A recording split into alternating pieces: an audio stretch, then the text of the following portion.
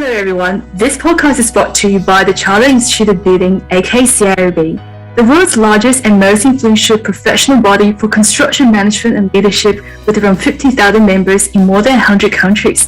Our members past and present have a hand in executing many groundbreaking construction projects around the world. From the Houses of Parliament in London and the Sydney Opera House, through to venues for the Beijing and London Olympics.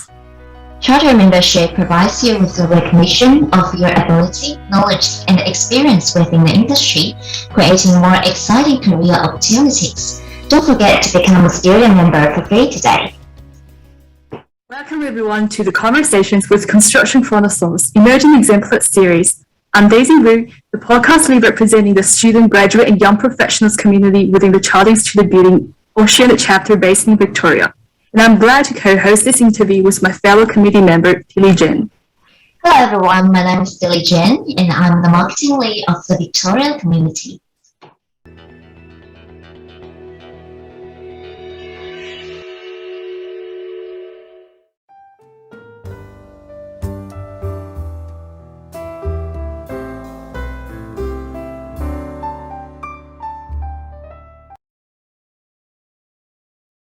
Today we have the immense pleasure to be joined by Lilly Tangus, a Graduate Quantity Surveyor at WT Australia and New Zealand.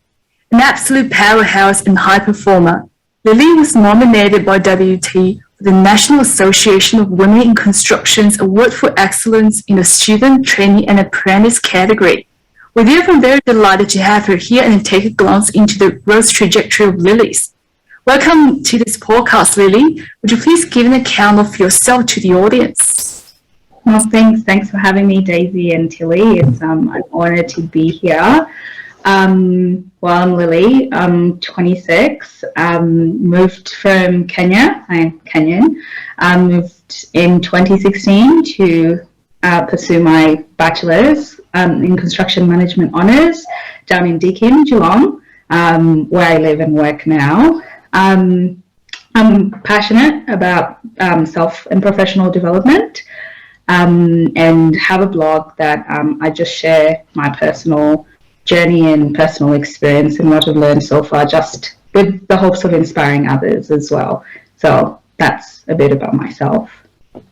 Yeah, that's fantastic. So before we head into the next part, actually we would like to know a bit more about yourself as a person. So is there any person that you admire the most, and what would be the reason?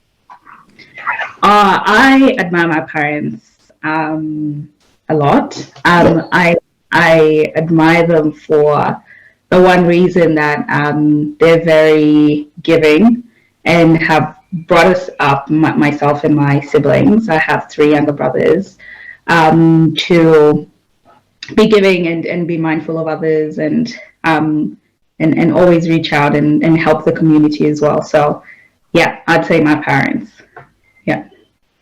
As we continue with the icebreaker questions, what is a go-to song which motivates you to push out at crunch times, and are there any books that you really love which has had a profound influence on your life, Lilly? Okay. With a song, I really don't have one specific song, but I listen to Chris Brown. And any Chris Brown music really gets me going. I think it's pretty much more of the beats that are really good and just keep me pumped. With books, I read Rich Dad Poor Dad, and I think that changed my mindset in terms of financial literacy. So I'm a bit more mindful of how I spend my money now from reading the book. But yeah, maybe Rich Dad Poor Dad. Yeah. Absolutely a good one to educate people on money consciousness and everything else, as in the law of attraction and just the ownership that you need to take about your life aspects, not just the financial apparently. Yeah, no, it's a really good read, yes. Yeah. And it's very popular in the construction industry because this book has been mentioned by a lot of people in the past episode. So yeah, I feel like it's really a popular one. Yeah, it's very good. Yeah. So, Lily, do you have any hobbies? This hobby might help you to release the stress and maybe get you ready for work. Is there any? Singing. I like to sing. I'm learning how to play the piano at the moment. Oh. So that's how I distress after work. And I think writing now, that I have a blog, I think writing as well is really therapeutic for me. So those would be my hobbies. Yeah. Okay, yeah, that's good. Wow, what an absolute great combo to enrich your spiritual realm. Yeah. Charming. I also enjoy playing the piano. I'm over and beyond excited whenever I get my hands on the keyboards. And yeah, thanks for filling us in on your life, and we're sure we're going to have a very good episode to look forward to producing with you.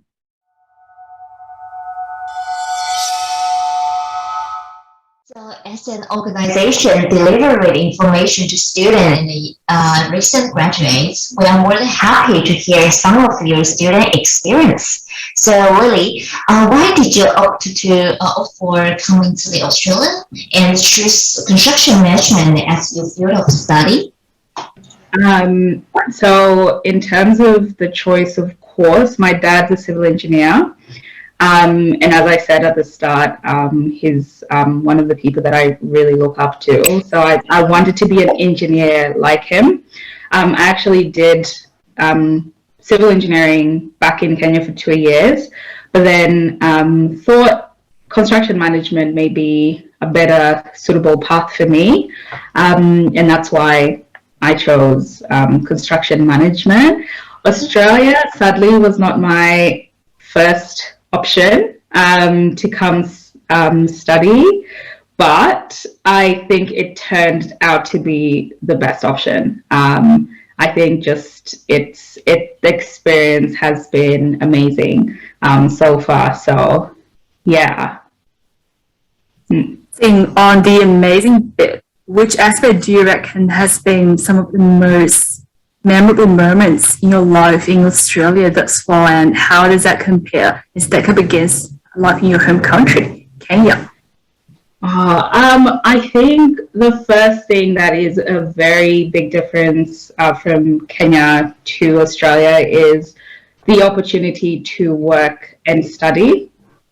I don't think I would have gotten that opportunity had I continued to be to have furthered my studies back in Kenya. So I love that I get the opportunity to work, and not necessarily just within my field. I feel because I worked as a babysitter when I started out, and that was a very fulfilling moment for me as well. And then going on to getting work at WT where I work at the moment, and I think it's pretty much just ties into the whole. You have this big vision for your life, and then you slowly seeing it manifest. And I feel like that's what I loved about being here. Just the little opportunities that you're offered for just the small goals that probably you've set for yourself, and they come to reality.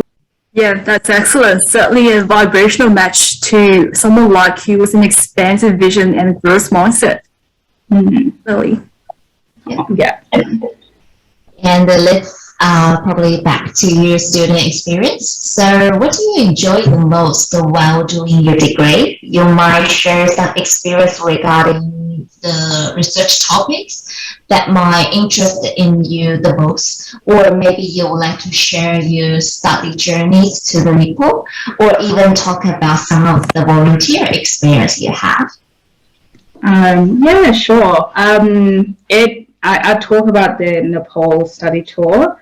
That's something that I always had dreamt, which ties back to the whole Australian experience. I think it was it's something I always dreamt of doing, being able to be a part of community work. I think as you can tell, probably I'm very passionate about as well, about community and helping others and giving as well. So the Nepal study tour was one of the best experiences with regards to uni.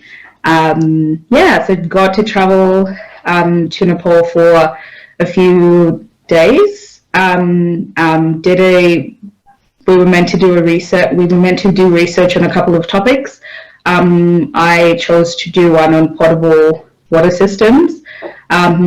We were presented with a problem from the community. The water that the students were drinking wasn't suitable, and we had to come up with a system that makes it suitable, essentially, and that was part of the research project, and being able to actually fly out to the community and implement the projects and just see physically firsthand.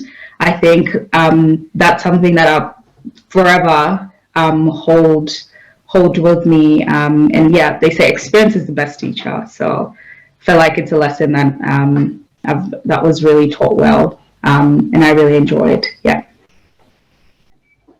That sounds really thrilling, and definitely would qualify that as one of the most, I would say, instrumental precursors to some of the accomplishment that you've had in recent years, as it should develop you not only in terms of developing your vision, but broadening your horizon, the immersion in a very different culture in which you craft the solutions and conduct a research that would benefit the community.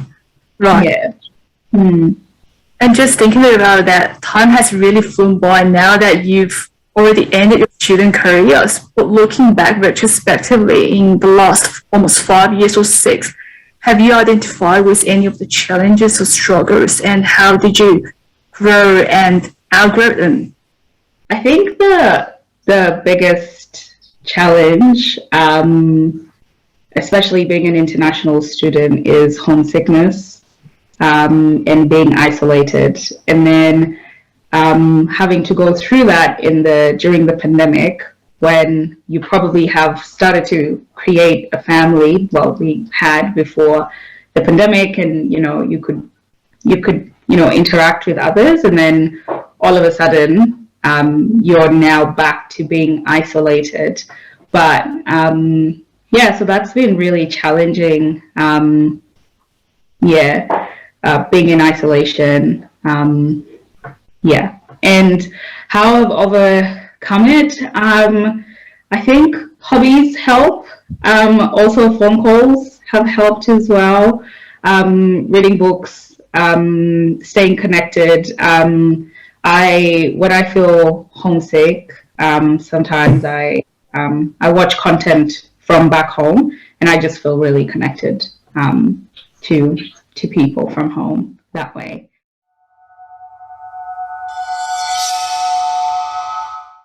So now we probably would like to invite you to talk a little bit about your career. So in 2019, you joined the WT Partnership, an award-winning cost and consultancy firm as a Graduate Quantity Surveyor. So what do you enjoy the most about working at the WT Partnership? And are there any interesting projects you would like to share about with us? What I like most about working at WT is definitely the people. I work in the Geelong office. It's a fairly smaller team compared to the Melbourne office, but it's become like another family, really, and everyone's lovely, willing to help, and everyone has a lot of experience as well. And which makes it really good to be able to know that, I can look up to them, or reach out to them as well, just in terms of career development and all the like. So it's good to know that there's a good team, a very wholesome team down in where I work at the Geelong office. Yeah. Yes, brilliant. And as one of your successors in the current cadet at WT, I will certainly echo that. And on that note, I would humbly inquire you as one of my best predecessors and a high achiever at WT. What are some of the most foundational lessons throughout your cadetship and those lessons that kind of evolved you and evolved your understanding about the quantity surveying profession and career? Your experience grows over time, and what you learn at uni, this might be a bit controversial, but what you learn at uni doesn't necessarily guarantee that you know everything for the job. I've had to learn how to unlearn that mindset and had to put on I need to learn again throughout. So that will be my biggest lesson so far.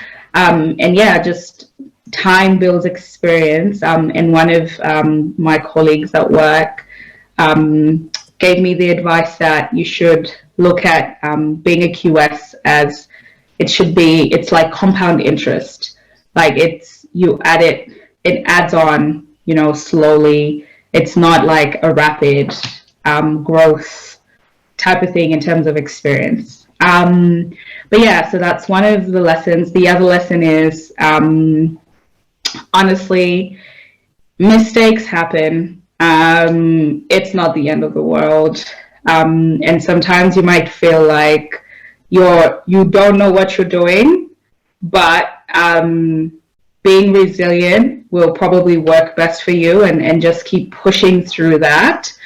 And you never know who's seeing what you're doing. So pretty much just keep pushing, be resilient, and mistakes happen all the time. So those are my lessons that I've learned so far. It's really good to hear you have gained some knowledge during your experience. So Lily, is there any aspect of the working as a QS that you were unaware of, or maybe you wish you were better prepared prior to the role commencement? Yes. And that would have to be progress claim assessments that have reports that need to go with it. I honestly thought came in with one mindset. Being a QS is pretty much sitting down in front of your computer, which you do most times, on CostX, and pretty much doing estimating. So, that was all I thought QSing was. So on my first day, when I walked, after lunch, and having to sit down and getting to learn what my new role as a cadet would be, and my work buddy at the time was going through what she does on a daily basis, and I was shocked. I thought she was speaking something else, because she's like, so this is what happens, this is what we do. Like literally, that's all I could hear. I didn't even have terms or wordings as to what that entailed. It's just like, so this is what happens, this is what we do, and I didn't know what this is. So I feel like, the progress claim and progress assessment aspect I wasn't aware of, and I think there's just other aspects to QSing that isn't really highlighted, I feel, and it's always just pretty much estimating and cost planning. But yeah, progress claim assessments, that's the one thing I did not know about and wish I did, because it would have made my understanding a lot easier. Yes, thanks, Lily. And surely and acknowledgeably, the QS profession is really multidimensional, and in this token, very rewarding and instrumental to develop us as professionals and future leaders to be more resourceful and mirror-minded as far as they expose themselves daily to multiple facets of the building realm and also different aspects of putting a project and seeing it built from the ground up. And really admire you and your spirit, Lily, to remain a student constantly in the balance of your life, not just in your professional career. So I really admire that humbleness and inquisitiveness to constantly learn. So on that, I extrapolate that you would be really keen to network and learn around those who lead by examples and those industry titans. So really, I wonder what your outlook is in terms of participating CPD events and getting the most out of these functions professionally. Do you have any tips for events and networking in general? I think the one tip I have is be curious. And that really just is have an open mind and be willing to learn and be willing to put yourself out there to be able to learn. And it really doesn't matter. You don't have to have a specific thing that you want to learn. It's just be willing to learn. So whether you're attending a networking event and you probably sit next to someone that you're not really, because sometimes we can get caught up in looking at what I really want out of this. It's just be open, be willing to learn, put yourself out there and just be you. And I think that's the best way to learn, because sometimes you might be a bit restrictive in terms of this is something specific that you're looking for. And it's really good to be very specific, but I feel like once you broaden yourself and say, I'm willing to learn, I feel like you get a lot more out of that than having a narrow focus, and especially when it's a networking event. So thank you very much, Lily, for sharing some of the experience about as a student or as a young professional, because I believe because now our community is facing the student and the recent graduate and young professional. So I believe that most of our audience can benefit from your experience, and which is really helpful. Yeah, thank you very much for sharing.